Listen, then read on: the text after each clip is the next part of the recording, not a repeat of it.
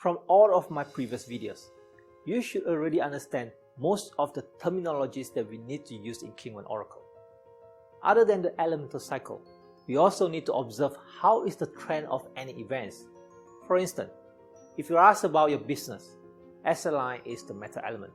So, if the sibling line is moving, this dreadful element implies that something bad is going to happen to your business. But at what stage of this bad event is going to be? To understand the phases of an event, we may observe at the 12th growth phase. Says if the sibling line is at the birth phase, it means the financial suffering is just begins. It will still be a long way to keep losing money. And if the sibling line is at the growth phase, it means the suffering has come to the end phase. This is the concept of the 12th growth phase. We use the 12th growth phase to elaborate the event much nearer to lifelike. That is why you need King 1 Oracle in your life to understand how exactly is your future is going to be. Hello, I'm Alfred, the King 1 Oracle and the Business Feng Shui Specialist. Let's dive in about the 12th growth phase.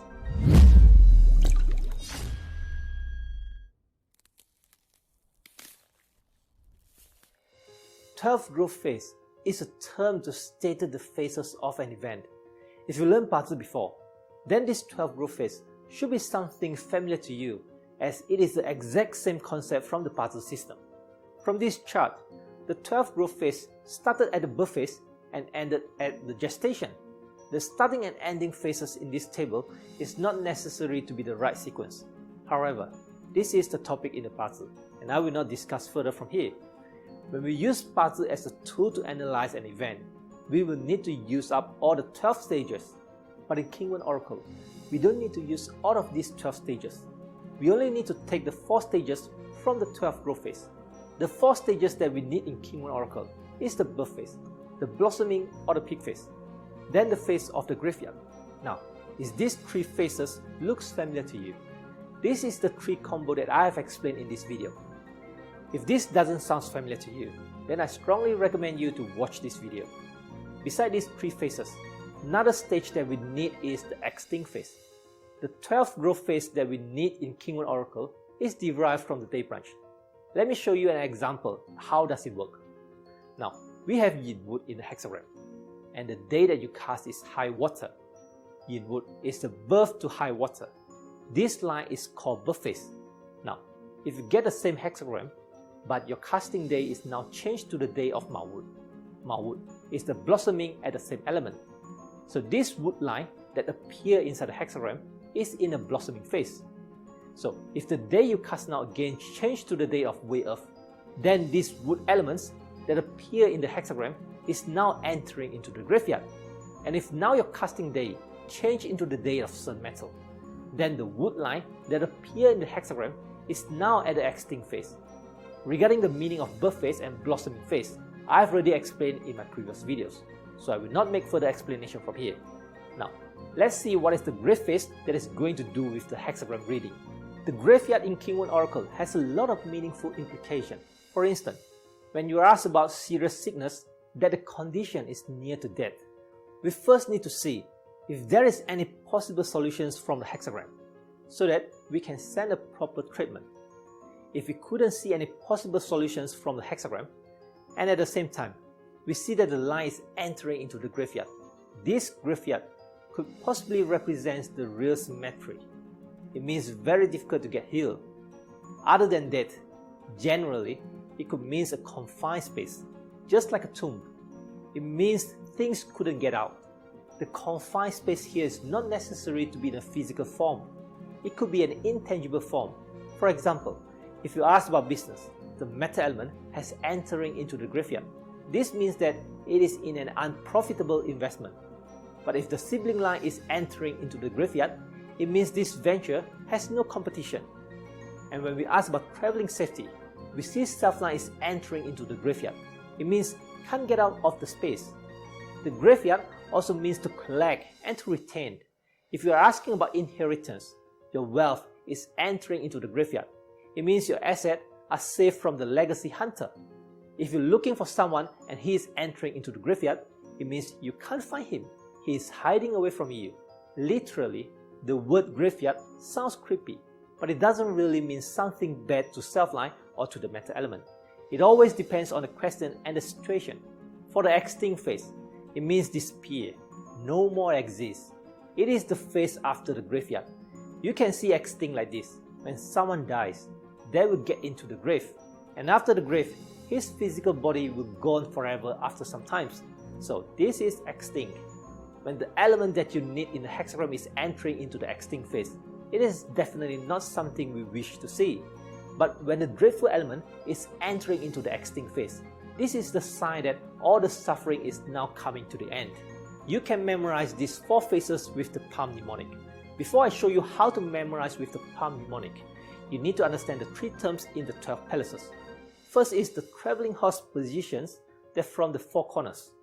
These 4 corners are the birth phase that I already explained in this video. Now, you know that the metal generates water and water generates the wood. So with this foundation, we can easily understand that the metal element here, which is the sun palace, is the birth phase of water element, because the metal is generating to the water. Meaning to say, water element birth and born at the sun metal palace. Then we repeat the same until here. Wood element birth at high water, because water generates to wood, and fire birth at in wood, because wood generates to fire. Now, you will find something seems not right when you see metal element birth as fire. In the 5 element cycle, fire will be restricted to metal. So this is the part that doesn't make sense. Well, this again needs something long explanation, so I'll leave this explanation at the beginner class. For this moment, you need only to remember that this metal element that stays in the fire palace has nothing wrong, and it has the reason why it needed to be designed in such way. Now, the second term you need to memorize is 4 blossoming place, or some people call them the 4 peach blossom place. The 4 peach blossom place is all the palace that is in blossoming, which is the 子午卯酉. This is very easy to get memorized. You only need to understand that the strongest energy of each element. For instance, the water element will be at the strongest stage when it is at the water phase, and the only water phase in the 12th palace is Hai Zi Chou. Since all the blossoming place must be at the center place, so for the water element, the blossoming place will be definitely the Zi palace. If you already watched my video regarding the 3 combo, you should understand the formula of 1, 5, 9. 5 is the blossoming phase and 9 is the grave phase. And the last one, extinct phase, is the place right behind the grave place. Besides these 4 phases, some people may use some other phases to explain the hexagram, such as embryo phases or bud phases. Using all of these will be making it become complicated, and sometimes it could clash the entire deciphering system. You see, the 12th growth phase is a technique that used to observe the event cycle. It is a kind of phenomenon development, and the phenomenon will sometimes create a conflict when we explain it all together with the 5 element cycle. It is quite complex system if we use them without a foundation. Many beginners will be finding difficult to master this, and to explain this clearly, I will need to explain it with a lot of examples. So I will not talk too much regarding the deeper part of this 12th growth phase in this video. If you are interested to learn more, you may read my writing about how I use the 12th growth phase on my website. And if you're still finding any difficulty to master this 12th growth phase, you can either join my class or ignore this technique. Anyway, these 4 phases are more than enough for the beginner to play around with King1 Oracle. So I'll leave the rest of the explanation in the future. Now before I go, I need to let you understand all these 12 growth phases are derived from the day branch. We don't normally use the month branch for the 12th growth phase. For example, in this hexagram, we will only explain that the Wu fire is entering into the day grave of Xu, but we will not be saying that the Yin wood is entering into the month grave of Wei. We will only use it in some circumstances. Now this is the concept of 12th growth phase. If you enjoyed my video, don't forget to give me a thumbs up and share on my video. I'll see you in the next video.